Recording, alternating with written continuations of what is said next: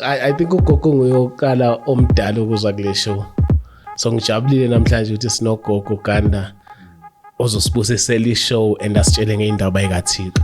So simamukele sathi hayi namhlanje ugogo ukhona siyajabula futhi siyamamukela gogo sawubona. Nekile ngwana oyala mara ke tshaba go bua gore ke gona le batho ba buang le nna. Kuyafana no laba bantu abathakathayo ebusuku ngangibezwa mara ngiyatshela umuntu until at one stage ngaphupha iphupho. Cala leli phupho leli belingizela ngibona njalo ngumuntu prior to that ngaphupha ugogo ozala umkhulu wami but I was participating well at the church kanti bayangibona labazali laba abaphathi besonto. Umoya lokho ngihlupha ngaphana abantu yasonta nabo bang-ill-treata ngesinye isikhathi angina nokudla anginanani I don't have a visitor, I don't have nothing. So ngashada ke kanti ngiya to the west gogo zikulungele emhlabeni. It's in the Bible. Once every month you must pay uNkulunkulu a tax. It's in the Bible. That is why Jesus Christ uyewathumeza kuPetros lamadoda labe. Welcome to the Dobe Show. Of course, and I'm Chris Moss. You already know I'm doing the best show that makes another shows look so stupid and weak. I'm thugging, you're loving. As usual on camera, I got my man James, as well as on sound. On my right, I got my man Ganda. It's God's time. Yeah, if you're new to the channel, please subscribe, press the notification bell, and you'll be the first to get our episode whenever we upload. Thank you so much for supporting supporting the channel, and please keep on joining the membership. We really appreciate it. One story at the time and one testimony at the time. What time is it, James? It's God's time. It's God's time, man. God's time. Okay, Ganda. Let's see ixesha man. So kuyixesha likaThixo. Okay. I like it. Today uyabona I think ugogo nguyokala omdala ukuza kule show. So ngijabulile namhlanje ukuthi sinogogo Ganda ozosibusisela ishow and asitshele ngeindaba ekaThixo. So simamukele sathi hayi namhlanje ugogo ukhona siyajabula futhi siyamamukela gogo sawubona. Ahe. Unjani ntombi endala? Everything nalekhaya. Oh sebuhle gogo. Uthe noma linetha ngiyaya ku Chris Network. Ai. Ha utlwa ditaba tsa modimo di bua. Watacheka if you're one of the servants of God. Gogo. Watacheka. So I've been looking for your address. I've been looking for your telephone number. Ke sa itse gore ke tla kry kae whom to contact. Until God guides me to Google it. Yeah. Kulapho ke ngathola khona ke your information ngase ngafona. Gogo. But still bengithukile. Uthuswa yini manje ntombi endala? Ngithuswa ukuthi angithi manje nabantwana bathi hey abantu batshontsha abantu and all that. So mina original I'm from Pretoria. So ngiloko ngithukile ngithandazisa ngesinye isikhathi ngiphelelwa amandla. Gogo. So ngase ngathi let the will of God be done here on earth as it is in heaven. So ithe hakudla ngikhuluma ngithi kuwe Chris hayi ngawutla moya waka all right, but still I wanted to see you facially. Kuthi ngempela ngoba nangu bayangenelela bathi batshontsha abantu and all those things. So I'm so happy to be here. That is why noma ngingena lapha ngatshela ubhuti ngathi makungene wena qala sengithaba kusaba ukuthi ngizangena la abantu bathi bese bangivalela lapha bese ngiyophuma kanjani kungcono kungene yena qala. So mase ngokubona lapha kulapha Wakhululeka. Ngiyajabula ke gogo ukuthi sowukhululekile manje. Ugogo ubani igama uphuma kuphi? Oh, I would like to be bilingual, meaning that ke tla bua Sesotho ka rona le bomme ba baholo ba ba utlwellang this program. Ngizwe nane English ngathi uyayikhuluma uyifake na. So I prefer to be bilingual. So my name is Constance Ramushu. Yes. And then originally I'm born in Alexander, but ngesikhathi lesa 1959 abogogo bamkhulisa abogogo base baya emaplazini le makhaya le in Oscar near Brits.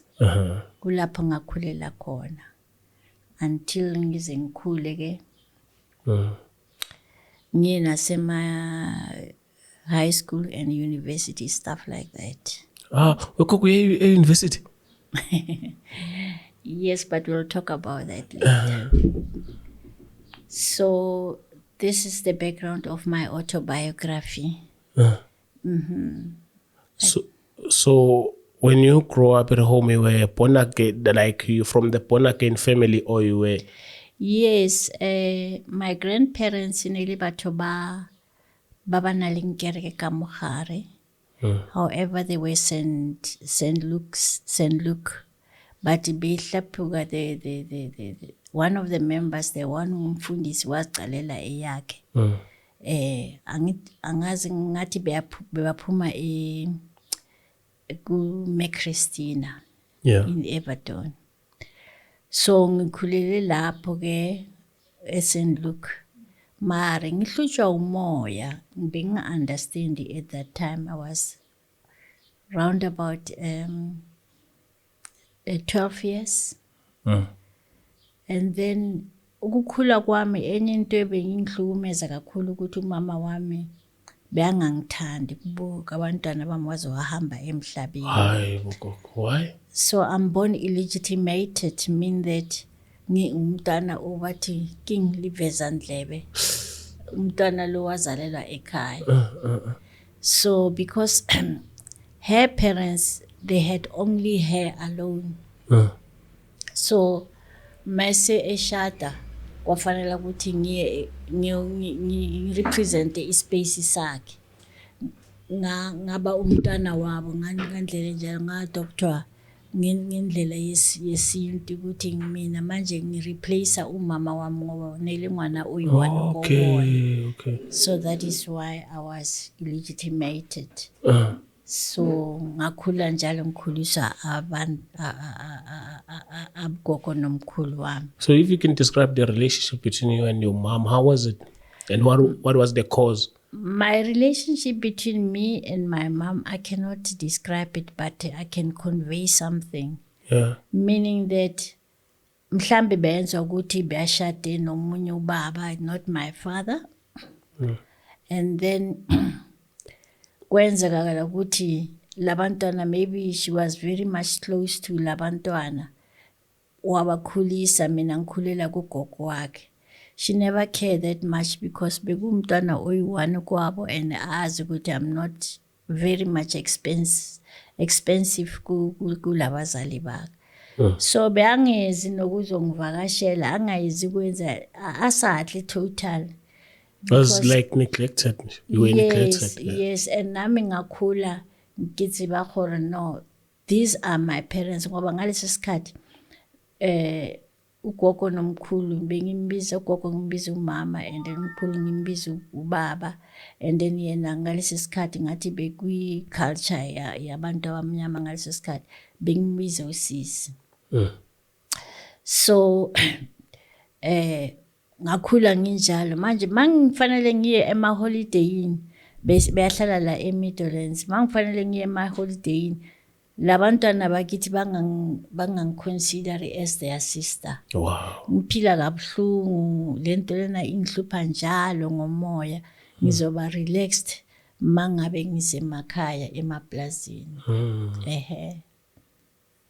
So how did you find Jesus now, you're like, hey, I want All right. Pertaining to the road of the Lord, my missionary, ngumntana ongiphila ngine amazwi angiwazwayo endlebeni yami. Nekile ngwana o ya mara ke tshaba go bua gore ke gona le batho ba buang le nna. Kuyafana no laba bantu abathakathayo ebusuku ngangibezwa mara ngiyatshela umuntu until at one stage ngaphupha iphupho. Cala leli phupho leli belingizela ngibona njalo ngumuntu prior to that ngaphupha ugogo ozala umkhulu wami weza kimi wathi wena there's no witch doctor engakwalaphayo wena, what you should do is utsamaye upalame train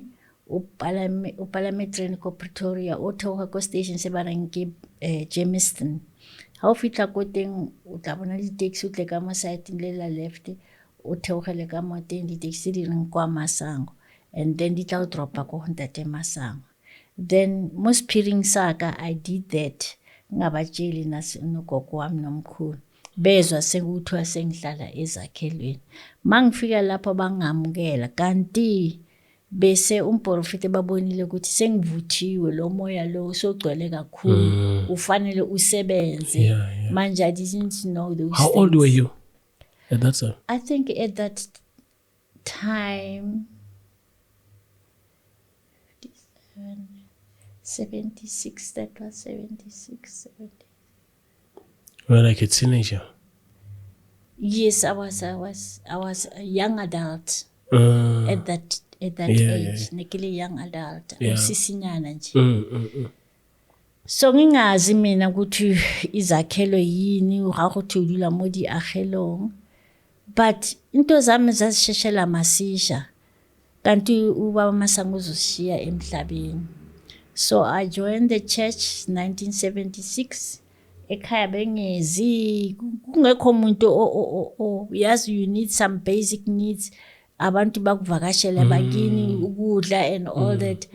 Ngesinye isikhathi ngiwasha iwashini zabantu ukuthi ngithola le restaurant le ukuthi ngikwazi ukudla.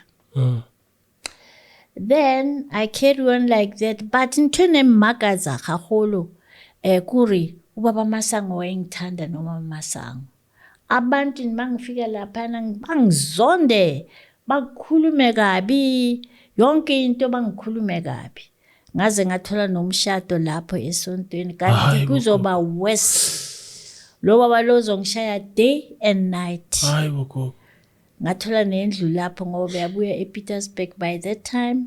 Bekunelento lena ya gore 72 hours out of Johannesburg mawubuya to those other provinces or territories mabangakubamba and then uyavalelwa and then bese bakubuyisela ezweni lakini. So ngathola indlu ngalesi sikhathi lokho ngibamba was not so professional by that time. So you're still schooling? No, I was not, but bengenza ama-temporary, ngenza i-private teaching esikolo, high school bathi ke Fumana. Fumana High School. I teacher Afrikaans by then. I was very good in Afrikaans. Oh, you brought?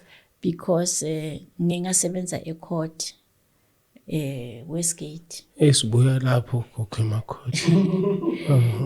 Uyangithunuka gogo ungakhuluma ngecourt. So ngangumuntu othanda kakhulu umsebenzi kaNkulunkulu, ngi-interpreta njalo ma kune amasonto, you know, all languages except Botsonga and whatever, but I was participating well at the church. Kanti bayangibona labazali laba abaphathi besonto. Umoya uloko ngihlupha ngaphana abantu asonta nabo bang-ill-treata. Ngesinye isikhathi anginanokudla, anginanani, I don't have a visitor, I don't have nothing. So ngashada ke kanti ngiya to to the west. To the west, Gogo. West lapha ngicabanga But can you describe like first time you met this guy? What attracted you to this guy, man? No, but to be honest with you, ukhulu Masango wayefuna ukuthi ngishade nesizukulu sakhe. Mina ngasola ukuthi umncane kimi mhlambe bazongiphatha kabi the day when they leave this earth. So lo bhuti lo wangibona kanti ngiya ku devil yokucala neyokugcina.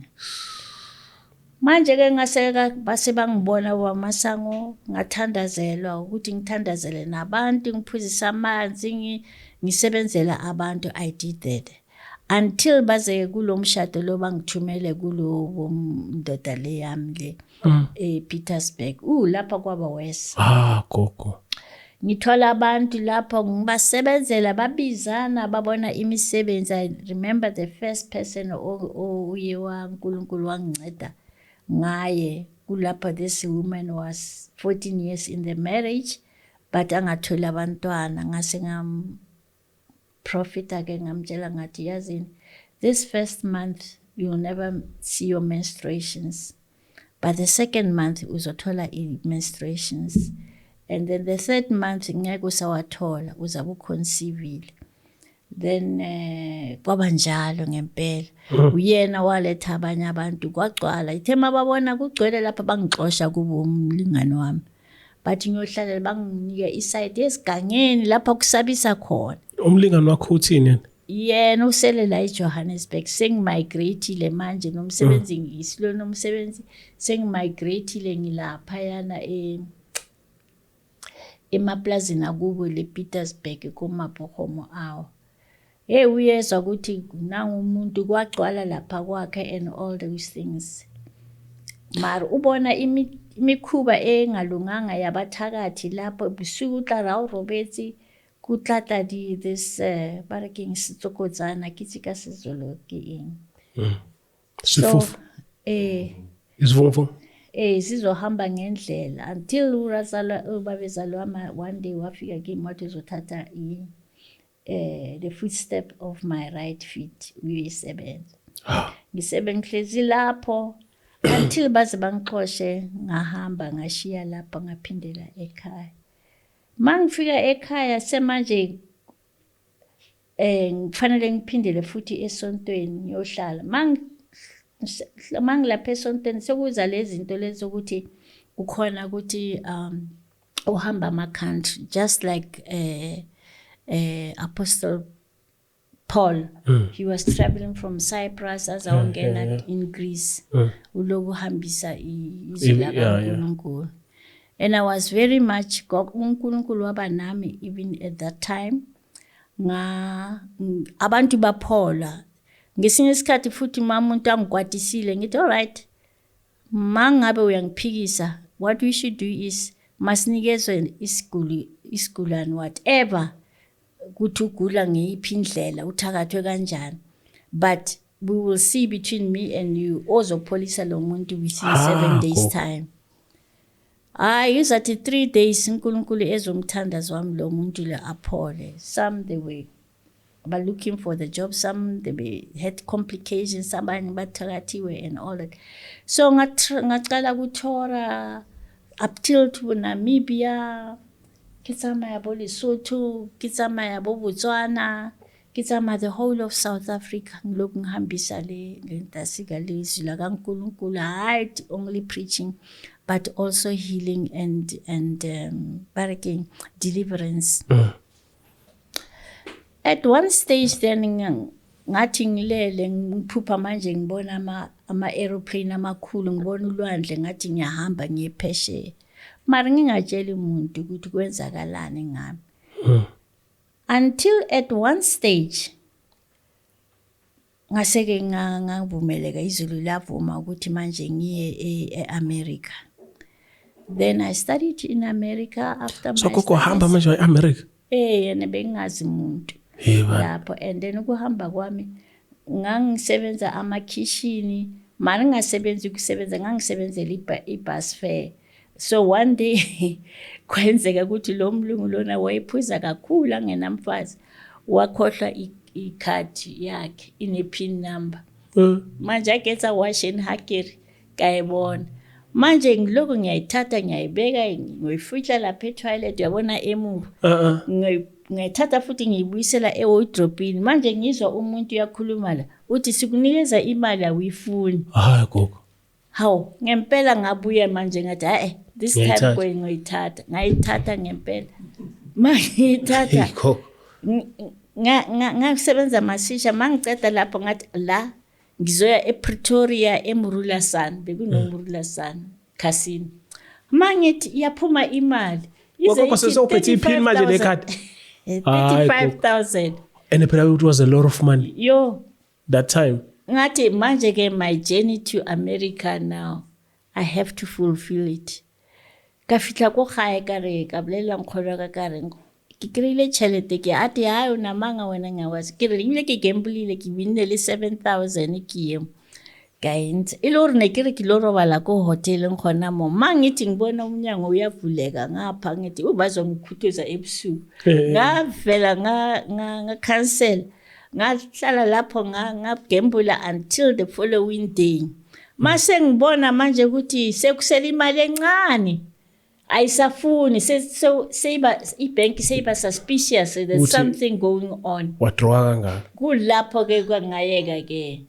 sebusile ke then I went home when I went home lo moya uloku uyangihlupha sengiprepare manje ukuthi ngihambe ngiye America ngathenga amatikiti ngiyazi nalewo America as long as ngiyazi ukuthi uwehla eJF Kennedy kodwa kokubunesibindi yazi JF Kennedy and then ngizahlangana nabantu lapho ke angizohlangana nabo as long as I've got the hotel booked I've done the booking for the apartment for the hotel ngahamba ke mangihamba ke ngempela kwafika lapha kulapha sahlangana ke noMandela sohambile manje use Robben Island kulapho ke ngahlangana no Miriam Makeba for the first time ngoba bethe bonke abantu basepheshe siyovota eUnited Nations manje ngiyezwa abantu bakhuluma isiZulu sihlangane ingisiZulu Africans ngithi how laba baphuma eSouth Africa but abafuna ukunginikeza iaccommodation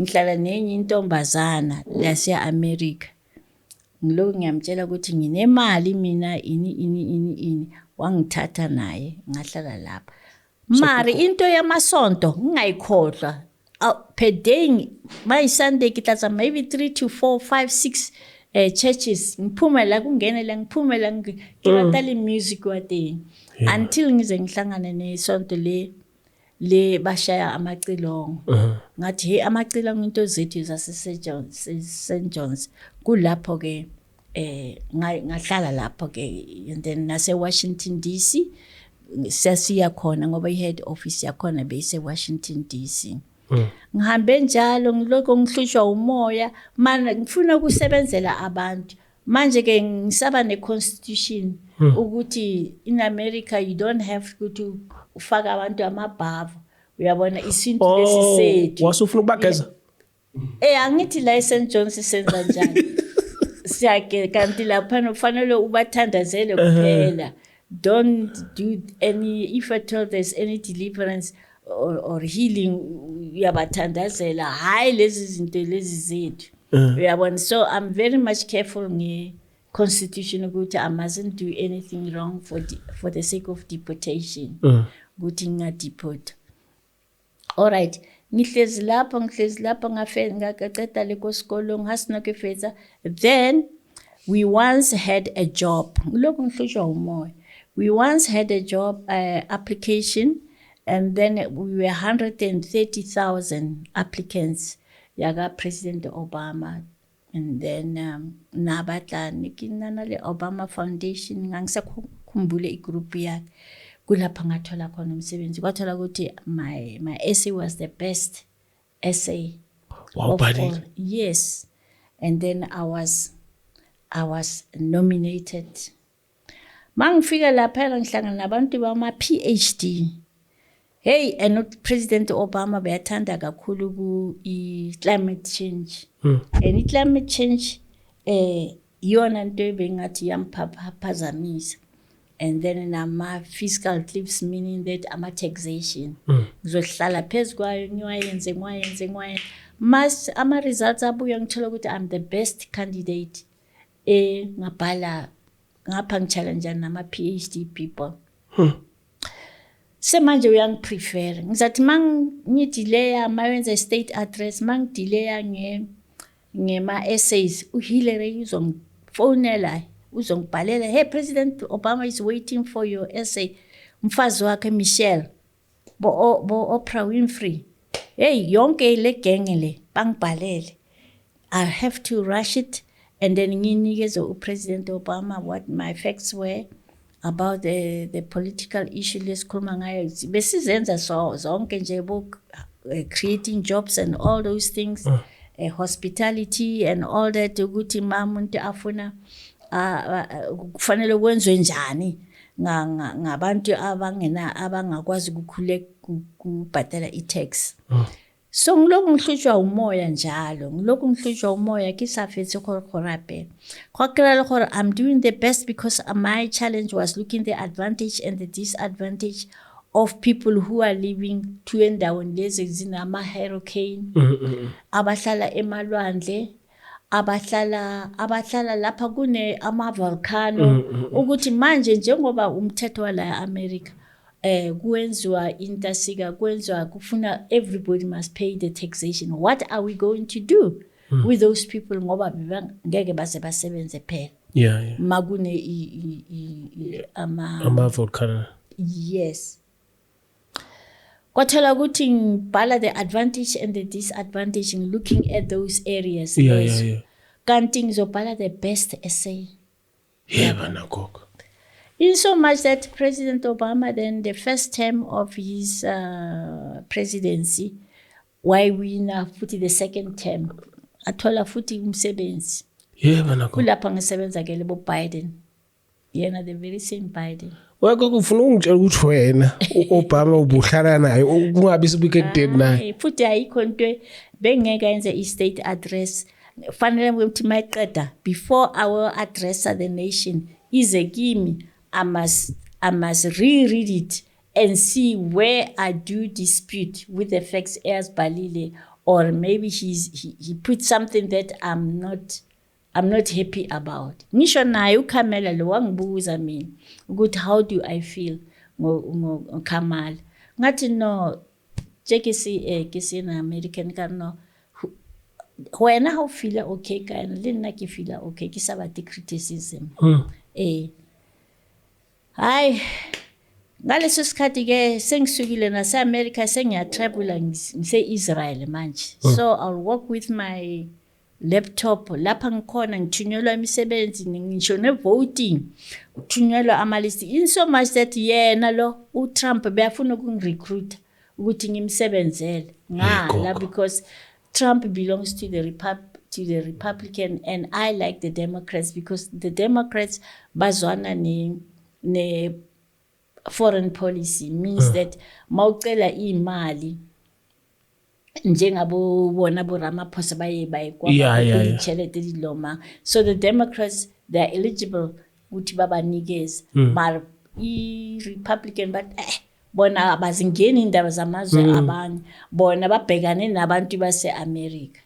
So this is why I couldn't become a Republican and I didn't want to deceive uPresident Obama. Bebangikhonze kakhulu ngesinye isikhathi bangibhukele bathi athi uMichelle athi siya eChicago, please take my seat in a boat uzohamba nendoda yami and all these things. I was a very hard worker and bengenza sure ukuthi umsebenzi uNkulunkulu angincede kena nampha facts kakhulu neJesu ukuthi ngize ngikwazi ukuhlala abanye abantu. And ngikhumbula at one stage one of my essays being a publisher in their right-wing library, as a publisher futhi in New York newspaper. I was the best, especially when it comes to fiscal clips ama taxation. Futhi abantu bayenza njani ngoba one of my arguments wakuthi abantu abanayo imali mababhadali i-tax ephezulu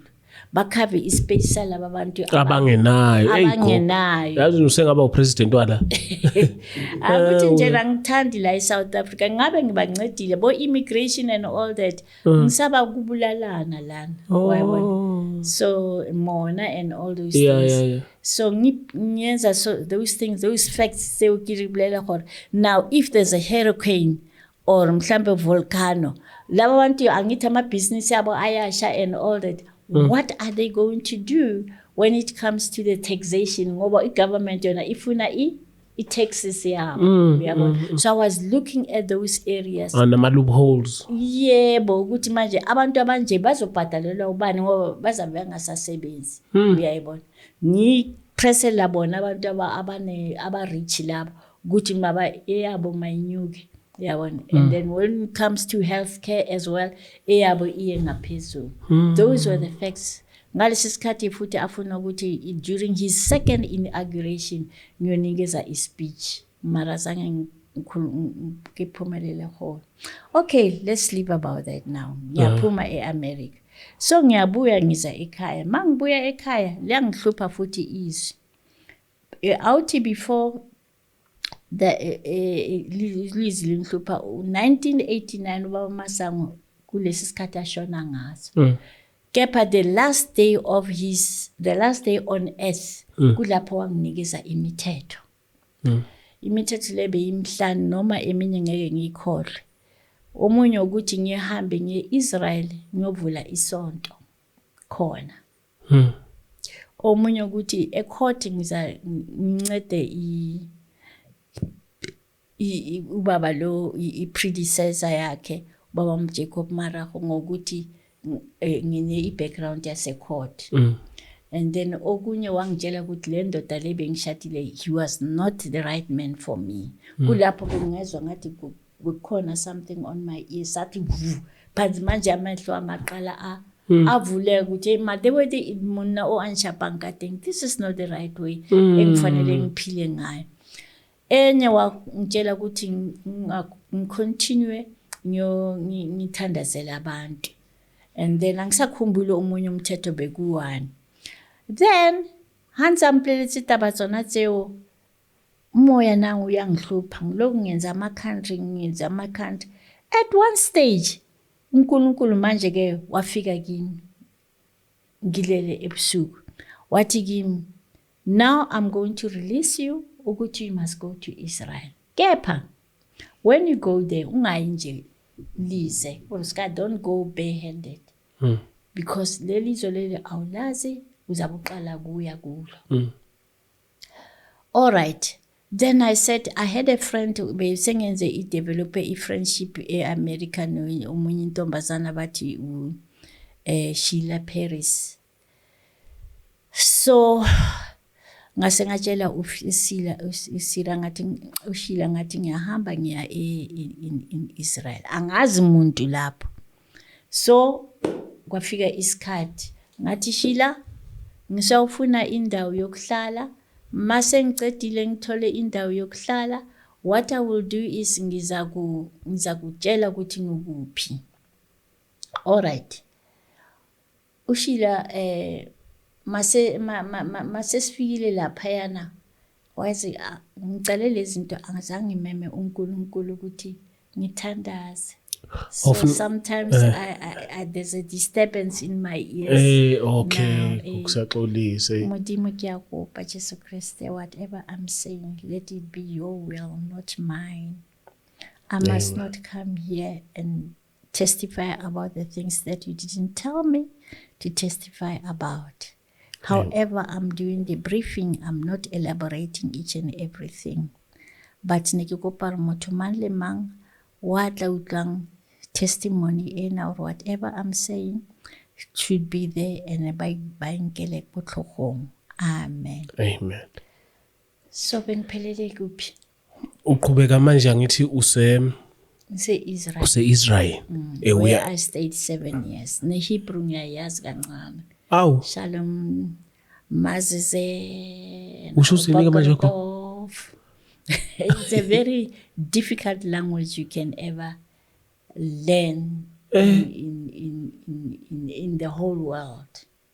nokuyibhala kunzima. Yo, la kuyibhala kuwese futhi kungcono ma uyitranslate ngathi uyibhala nge-English. It's very difficult because, like for an example, B is pronounced like V, or V is pronounced like B, and then you must know which is which according to the word. And then words like G, it's pronounced as H, or H is pronounced as G. So you must know the word and then know how to uyibhala nje futhi Hebrew yakudala yona is even worse. Okay, then I prepared myself. Kwathiwa ngingahambi ngize. So but I'm going to spend 40 days 40 nights. Lento ye 40 days 40 nights. uNkulunkulu mafuna ukukuthuma yona it's unlikely ungayizwa mangabe uNkulunkulu ufuna ukusebenzisa. All right, then I said to Sheila in New York, bring your flowers, fresh flowers. Lena ke tla tloga mo ka di fresh flowers, but ke lo batla black. Then I didn't know the road, I didn't know nothing. And then what I went through is that ngasonta kancane Universal Church ngoba yibona bebathatha abantu babayisa ko-Israel, so that was easy for me ukuthi ngihambe uye khona kabona titlike bona itsela kufika ko Tel Aviv. Right, ngahamba nabo wanginikeza ubishop, angisakhumbule ubishop bane, but wanginikeza address nokuthi ngiyofikela kuphi. Kunama hostel lapho. Ngafika lapho ngempela eTel Aviv, ngahlangana nentombazana eNyaseZimbabwe kudala ilapho, and then until ngize ngifike eJerusalem. Bengise Tel Aviv. Jerusalem is further down. So okay, ke fihlile mo ge ha ke fitla mo ke dutse until ntse ke tshwere ma flowers ke move out of Tel Aviv manje ngiyela sighting la Jerusalem. Ahlangana nomunye ubaba wathi I'll take you there, you are my guest, I'll show you where is Jerusalem. Bawangithatha ngempela wangifikisa eJerusalem. Mangifika eJerusalem angazi muntu angazi lutho, but sebangitshelile lapha ukuthi mawufika eBen Gurion, that's the airport, lapho lapho njena ungazi isiJuda noma angazi abantu abaningi bangasuka la uthi eIsrael mara uzobuya eBen Gurion airport, where it's not easy to enter that country, and lihlala lihotletse the aeroplanes dithosa the pilgrims. Yes, angazi ngani ngoNkulunkulu mina mangifika kulo ntombazana ngithi bayakubulisa Bokertov, Mazize, and all those things awudithi wena. Mara na abua English mara wayitwa English yaten gore is difficult akayazi naye until waze wang letter in ukuthi ngingacross angawufika lapho ke. Mangifika lapha ngazi nokuthi ngiyakuphi, and then ngaze ngabuza kuleyo Jerusalem leyo ngifuna manje indawo la ngizohlala khona, bangiguide ngaze ngathola indawo. All right, ngiphethe nalama flowers. Mangiphethe lama flowers manje ngifanele ngicale imission le ngathunywa ngayo ukuthi ngifanele ngiyovula isonto. First and foremost ngicabanga iconstitution ukuthi ngayenzi izinto ezenziwa eAfrika zokugabhisa abantu abantu ngezimzimba yabantu laphana. Your privacy is your privacy, just as much as like go is continue. Kanti the worst part of all, mina ngiloko ngiyakhuluma Modimo wantate Masango bathi la akho Modimo wa motho mukhuluma ngoJesu phela. Lapho ke ngaphelelwa amandla ke ukuthi manje ngizoqala kanjani isonto, plus angina support financial support uyayibona enye all into efanele yenziwe yimini. Then I started looking for a job. Ngathola umsebenzi e-restaurantini. Hayi bangithathe lama Arabs lawo bangithanda. Na intombazana seZimbabwe. Angithi bona basebenza ama-kitchen nami mina ngisebenza e-restaurant and I was a head of the restaurant. Base bangibizela immigration ukuthi immigration izongithatha anginawo amaphepha kanti benginayo i3 months efanele every after 3 months we renew. Yeah. Oh ngabe ngabhalela lapha ekhaya esontweni ngathi manje ngifuna ukwenza umgidi wokubonga. So kwathiwa ngifanele ngikhiphe imali zokuletha umama kulapha ngadluleka ngathi financially I'm struggling. I don't get that. Ngavela ngakhohlwa ngalezo zinto lezi. Now there are some of the themes engifuna ukuzifaka la ezihambelana nobhuti. Brother Enigma. Yes. Some of the topics engifuna ukuzikhuluma ilezi ze abantu abamphikisayo ngotshwala ngewine. Abantu abamphikisayo ngewine ngama perfumes none futhi ke wine ke perfumes ne Jesus Christ himself. Abanye bathi umunye ubaba now recently bathi ngathi isikhumba ngathi the color is it's like a Pakistan. He's not white. White. I've lived there and the way bona bayenze i-research ngakhona angeke kuze kufana nomuntu oye wahlala lapha yana because bengihlala lapha yana for 7 consecutive years. Yeah. Right. Ngase ngamuvela ki trips ki ko Barekeng ko Nazareth. In Nazareth ngafika endaweni bathi ki Basilica is a very big church, a Catholic church. But this church le iyaqalwa ulo Pope Francis the First. Uyena beya eIsrael ayomarka the positions ukuthi la uJesu wenza this, la uJesu wenza this, la uJesu wenza this. However, some of the things ithema ngifika khona ngithola ukuthi the spirit doesn't allow ukuthi ngempela le is the correct answer.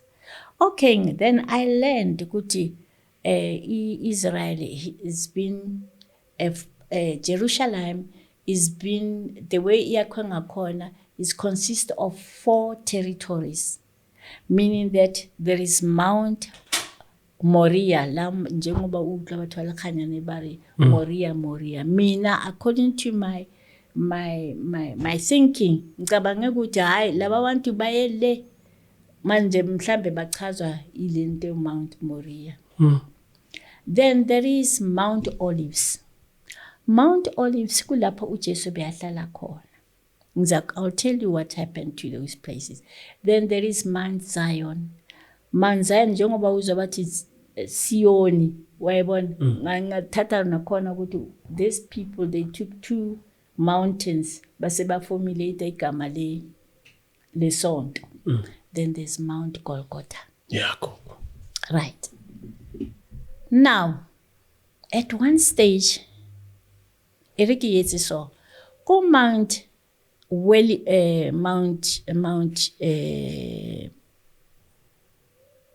Moriah ibizwa ngeligama ukuthi it's a wailing wall. Kulapha each and every tourist ufikela khona ayothandaza. So when you enter Ben Gurion Airport mabakubuza ngoba uBishop lo wase Universal wavela wangithipa uthi mabakubuza lapha e-airport ukuthi ukwazi ukungena into ofanele uyikhuluma is one uthi wena uyovakashela eMount Moriah, which means the wailing wall, ukuthi ufuna kuyobona khona. So you must know you're not the wailing wall or Mount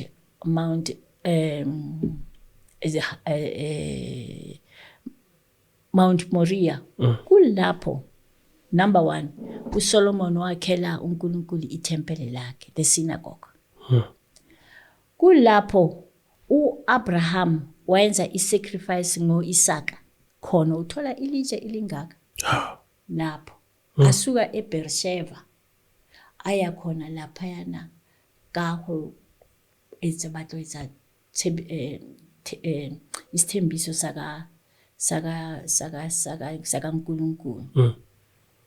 Kulapho noma ubani a tourist afika lapho, kulapho kwenziwa iBar Mitzvah.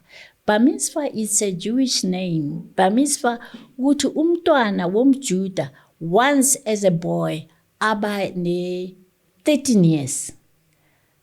Kulamasonto eLutheran barawetswa barakina ditlhomamiso akisika sizolo.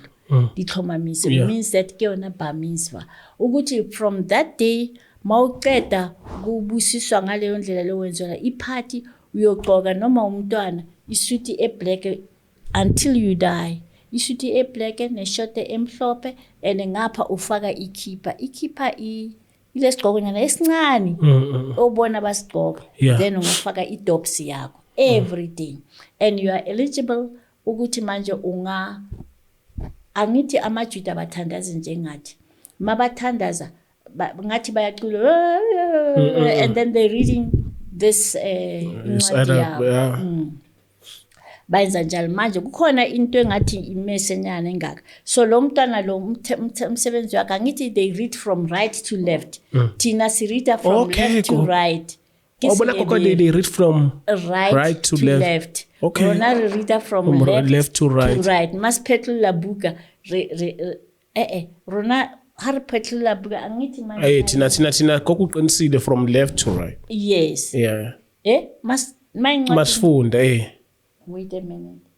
Are you sure? Kokho ngiphela incwadi asivu noma uvula incwadi phela that is your left, then uqala la uyale. Okay, let's do it practically. Here is the Bible.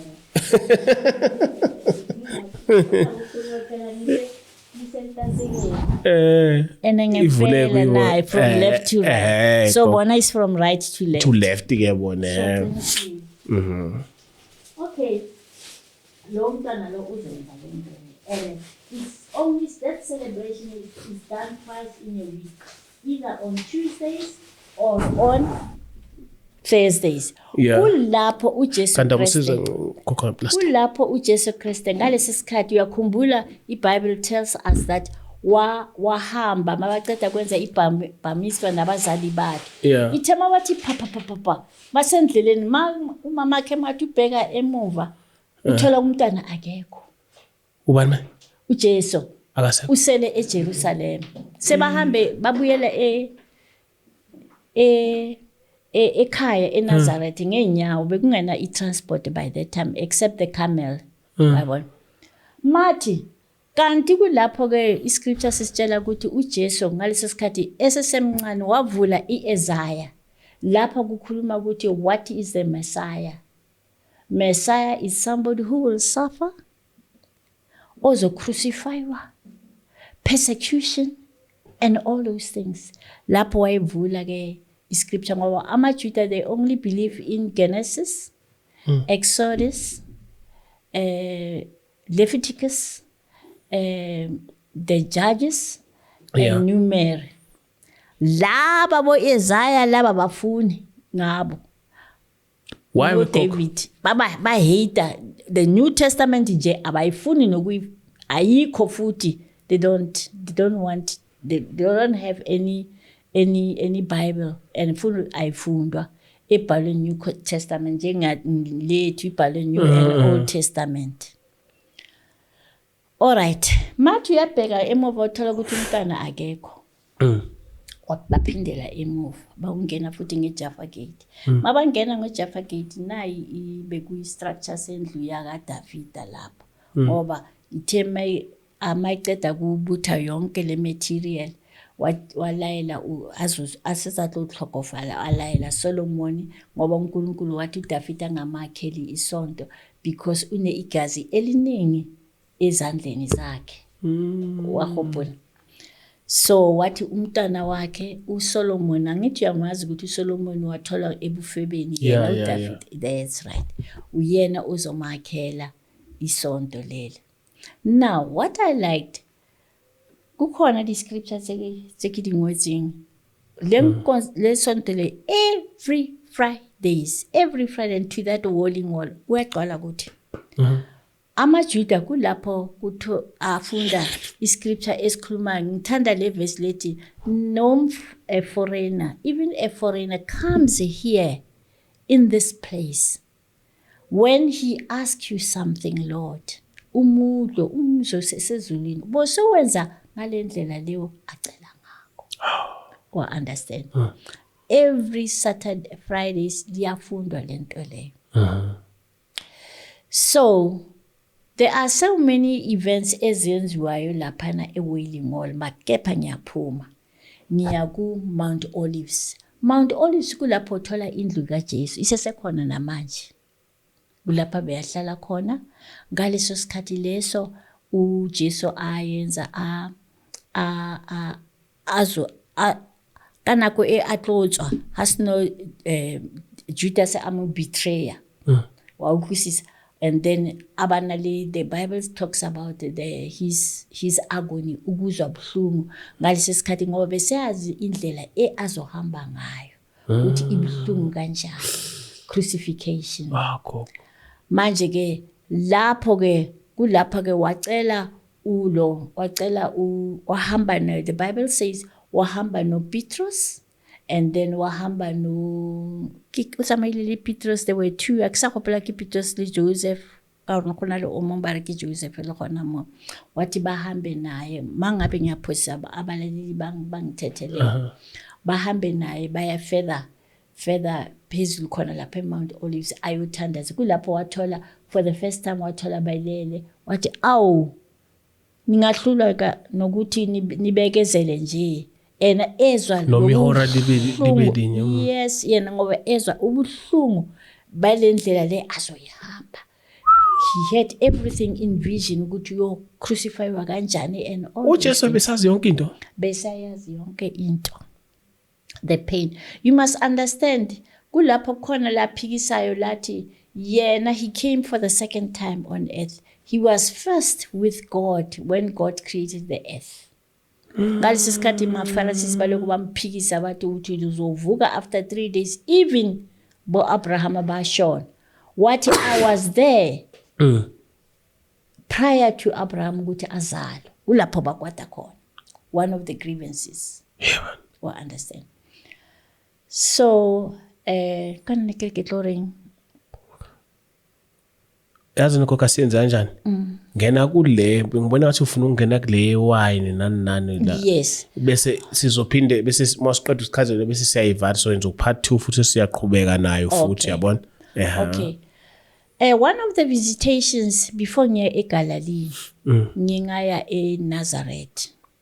eNazareth number 1 ngingaya kuBasilica lenkonzo le ngitshela ukuthi is a Roman Catholic Church, and then the Roman Catholic Church ngaphansi indawo zabo batho baphelele basahije ka rona so nebaha kuthi umuntu angasika nje abeke itinanyana la indawo yakhe kuthi maphuma ngaphandle ungena nje khona olala lapho, there's no bed, there's nothing. Ukulala nje so dibitso gore ke the grottos nalo next door ukilo utla ka the grotto. Yini gogo yini ama grottos gogo? Grottos kuri njengawe nje singathi msiqale ifoundation bese sibeka nje itina la sibeka. Those are the grottos. Okay. Ama grotto GROTTO. Mizi yabona nebizor ke the grottos. Okay. Sekubuya mhlambe wena you are in grotto number 61, mina grotto number 62. Yes. Mhlambe njengoba iroom yiso kuzo indlu yakho la yona leyo nawe nami sikahlala siyiformal omunye nomunye ne-entrance yakhe. Kulapho uGabriel wafikela khona ke wambona. Manje on your left hand side lapha yana kunesikolo ngapha kune intasika isithombe esikhulu njengoba uxa Enigma ari uMaria sengathi ezulwini sengathi she's still young adult ukuqinisile ubuwa net because however angibonanga uJesu mina but I've seen the picture umuntu omude ngokuzalwa ki Joseph uJoseph indoda yakhe wawumude and then uMaria njengoba ubaba Enigma abuya umkhutswane beautiful girl Hayi go. Kulesi sikhathi ulo angithi he was a carpenter so ngaya lapho ke ngawucela indawo lapha ehostel manje ngelinye ilanga ngasathatha itrip khona intombazana enye iguide yethu ithiyo guide siya kuphi siya lapha uJoseph behamba no Jesu awenze umsebenzi wakhe wocarpenter kulapho ke fanele siyondlula eKhana eKhana CANA territory ya Capernaum beyandlula lapho and bengiphethwe yileli dolo mali ngiphethe ngapha and siyogibela intaba mari believe me harifika ko thabenyewe etelle azange ngizwe ipain until size siwele ngale siyofika emasimini bayibiza hore ki Jesus Trail means kulapha kwahamba khona uJesu no baba wakhe tsilanyana zasemakhaya za the footsteps rawufika ko it takes 6 hours kuya lapho ke siyondlula ekhaya kulapho ke ngabona mina ama container kemiqomo kuri editswe nka clay emeholi ka ba size ekana wabona lapha kothiwa athele amanzi lapha umama kathi iwine seyiphelile angithi brother Enigma babamphikisa naye I argue ngendlela ngiyabona uyowenza i-research all types of wine ezikhona uyabona athi abantu bamphikisa lapha na ngewine mina I've been there le wine leyo isayenziwa namanje kepha le wine le is non-alcohol how uyako any shop uyamo di wine usheba non-alcohol kiyona taste nyana ka ele yako khana because why I dag kwesibili I sweet imnandi ngempela and then synagogue or Chabad is one of the name of the synagogue iphuziswa abantwana bakhona and that wine yileo angithi ukuthi emhlabeni ube umjuda reason for us to know that umjuda or reason for us to know ukuthi wena you are a Muslim angaza amaKristu ngoba sesinamaKristu amaningi this church is that church asinayo imvelo thina yokuthi umuntu uzalwa amKristu ngoba ngesinsikhathi siphenduka sesibadala sesiphuma mhlambe kumatshwaleni kayi bese ukuthi uyayinikela uyayibona ngesinsikhathi ukhulela phansi kwabaKristu so we don't have the originality of Christians unlike Jewish and the Muslims a Jewish person whether you are religious or not after 8 days this is what the scripture say after 8 days your parents have to take you bayenza i-custom le bayinikezwa uMoshe you are taken to the temple kulapho ulo circumcise you this is when from that moment you are called now you are a Jew ukuthi naku right in mas circumcise yes ku right khona manje angithi la thina into zala benzela nje kusaba ama easy for parties not ukuthi ukucircumcise sekuyokufaka ezulwini ke wena ngingazi laba basemakhaya because I'm not Xhosa and all that akere kuyadibona dinto ezitsabona nje bona they take it as a culture what age I don't know but if you are a Jew you are not crossing not less than 8 days, not more than 8 days. It must be exactly on the 8th day. Yeah. Maumfan is then that you can be said you are a Jew. Mawikula or Muslim or Palestinian, whatever, then it's after a month. This is how but differentiate. Ngoba la sisebenza ngesikhathi kanti une information eningi. Ngifuna i-information yakho ngiyayithanda kakhulu. Ngifuna ukuba usichazele nge-religion nje. Kanti akangene because right now I think like it's briefing. But sifuna ukusichazele ngobuKristu man. Ukuthi kahle ubuKristu uphila kanjani? Yiziphi izinto okumele uzenze uma uwumKristu ene kusukaphi ngoba usubuya phela khona le usichazisele lezo zinto. According to the way ngiye ngafundiswa ngakhona njengomuntu wemama and according to the Bible uqinisile ubaba Enigma umuntu wesimame ufanele ubuKristu ufanele ugcoke uthwale enkhandeni. I'm not talking about the hats and all that. I'm talking about iduku. Then anybody can identify you, whether umziyono or wing, but you're falling under curriculum, under category of being a Christian. Yeah, Christian, yeah. Right. And then ufanele ugcoke into ezinde. Hayi lezi zethu lezi esizigcokayo abantwana bethu besigcokayo. I'm talking on the basis of a female. Wapare how can I go Jerusalem? Noma nguphi umjuda noma ubani uthola bagcoke into ezinde, whether you are religious or not.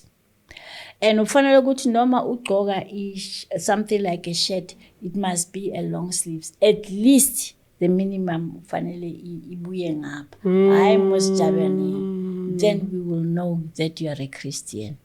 Lezi zinto lezi zethu zama makeup tse tsa manala tse tsa ntutse ke dintho tsa gone yana tse di tlang gone yana ngakere pele no tsamaya fela o uthasa umlomo ka basebetsi. Yes hayi bo man tsena tsa go etsa di hair. I'm talking on the basis of a female besingayenzi mara bewe khona abantu abeba stretcher inwele well but what is important is that ufanele ufihle inwele zakho zingabonakala. Then when it comes to baba mawuya esontweni hayi into yamanje ufanele ugcoke ibhantshi iblazer. Yes. Where else ngesijuda bafaka ikhipha ngaphakathi and bagcoka ne shawl wayibona the shawl sizabona athi irepresentela buhori umujuda and then uya esontweni ufanele ugcoke. And then khona manje it's no longer strict njengakudala kwale nowapara not to my church nowapara at least ungagcoki isuit lamajava elizo attracta abantu uthantu at least highly blue navy blue something se batho batla go appreciate ngaso not amabrunya la ngwabona nama scotch in and lazy ababamba hold me tight uyayibona ntshitsana le ekile tse ditlang gone yana ka morago. That's how you present ene kwamasonto amanye mawungena egate njenga mina ngimpostola uyathandaza uNkulunkulu ngiyangena endaweni yakho enhlizweni. You don't have to scream. Ngicela ukuthi ube nami the whole day uzaba nawe, he will protect you and all those things. Yini izinto kokho ayithanda bazenzayo le phesheya kwa amajudo ubona ukuthi masingazenza nala singaba right? uNkulunkulu bengithanda kuyi-emphasize mara ngizayikhuluma lapho. This thing ngikhuluma ngokuthi uJesu himself took part on it. It's a taxation. Akere mona baberekisa the offering. Yeah. Once every month ukuthi into zakho zikulungele emhlabeni. It's in the Bible. Once every month you must pay uNkulunkulu a tax. It's in the Bible. That is why Jesus Christ uyewathumeza kuPetros lamadoda labe bafikile bazofuna ngalesi sikhathi the reason why uJoseph waya eNazareth kuze Maria awubelethela lapha in Bethlehem is because of the consensus taxation once a year. Now it's not only once a year. Every first week of the month in Jerusalem, uNkulunkulu ufuna shekel, half a shekel, which means it's called chetzi. Manje ilahlekile. Chetzi means that ngesikhathi sethi is half a cent. That's all what he wants. And half a cent le uyikhipha uyisepho gogo isakubani. Khona le beans. The bean every corner. Ngithi ngibonisile iJerusalem ukuthi njani. Kunama beans lapho. Uyilahlela lapho. Sengisho thina njengoba sila. Lana bayisa ko altareni. But some of the things bayenza as a tie, bakunikeza envelope, especially namasuku kunala ususaba nokuhambisa nala maso nangayibhedla. But the child, I think it's only ibe half a shekel. Imali yakhona. Let me tell you the benefit of that. That the beginning, the first week of the month, is because God is going to protect you only that month. Never velelo yini noma ufuna umsebenzi because ubhadele i-tax yakho yasezulwini. It's a mandatorily ukuthi umuntu noma ubani akhiphe something. Manje lana sebayenza i-offering. Base babiza nemali kodikerekeni sisamaza maKristo. Sebabiza imali ukuthi mawufuna izibusiso ufanele ukhiphe uyithola phi le mali le. Njengoba sibo gogo so scratchel there yamdende oyikiraka ichild yona wayibona. Hey gogo. So it's mandatory. Siyabonga gogo. Ngicabanga somele cause somele uphinde ubuye futhi siqhubeke. Yini kanti imuphi umbuzo gogo ufuna umbuzo wona? Khona. Yeah, there's any question. I think ngibuze Ningi ne? ngikhohliwe maybe sombuzo part 2. Uma ubuya ku part 2 but mina I would like to know ngejwala njengoba ngishilo ngithi uBaraka Nikma beku right. It's non-alcoholic. Bumnandi nawo ngabuphuza. Bumnandi hayi gore brother Nikma awukware kibuya le abantwana baNkulunkulu. Hayi noma ubani. Wayabona. Now I've been there, I've seen those jars, even though they don't exist. In so much that the content is ningi sazozisho ezibhalwe naseBhayibhelini. But now if you've got any question, you are free to ask me. No, I was saying gogo ukuthi my mind is all over the place. Ngizazama ukudigest into yase-Israel. Yeah, because nami gogo ngathi asixoxelanga kahle ngeIsrael. I just want us ukuthi uma ubuya like usicacisele kahle ukuthi eIsrael kwenzakalani, uJesu wenzakalani, azabethelwa izinto ezikanjalo ubani because uthi bekasazi yonke nje gogo ungene kakhulu kuwe. Why seeking taba ya go bethelwa according to me and my understanding of the scriptures. Njengoba ngisho ngithi uJesu wayeyazi indaba yokuthi uyobethelwa uyoshona ngoba beyangezanga la to stay full time. That is why nokuqala iministry yakhe yaqala at the age of 30. Wenzela ukuthi ajaga ngithi umuntu Nikma buya ka 3 minutes asazi 3 minutes isikhathi esingakanani. Yeah. However yena himself he says even me myself I don't know the hour and the day. Yeah. Ye-rapture. But kuzwenzeka baze bayigcwalisa nge-revelation. So mina ngibona ukuthi le ndaba le number 1 yaqala some of the facts yaqalwa kiyena Mary sister ga Lazarus. Ngalesi sikhathi amgcobisa perfume libabiza ukuthi pure nut. Okay. Wathi miyekeni ngoba ulungisela my burial. Sure. Gogo ibambe lapho impela soqhubeka lapho mama ubuya ufuna siqhubeke lapho. Nanokuthi gogo unayo information ngeBhayibheli ukuthi enhle kuze lihlangane iBhayibheli. Nginawo ama-scriptures la ngizowaquota. Nginawo vele. Ngiwabhalile la. Usichazele ngokukhandwa kwalo iBhayibheli unawo leyo information. Ukhwetsang?